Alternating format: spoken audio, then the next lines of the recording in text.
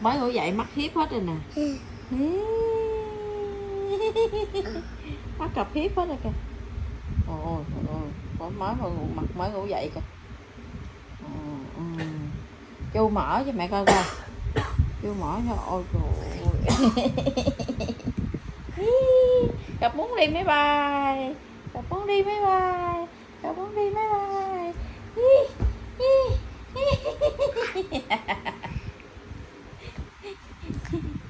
Ghét. Đi máy bay không?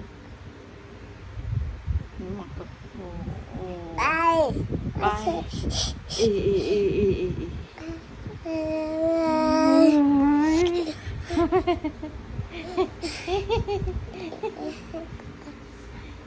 Dạ ha.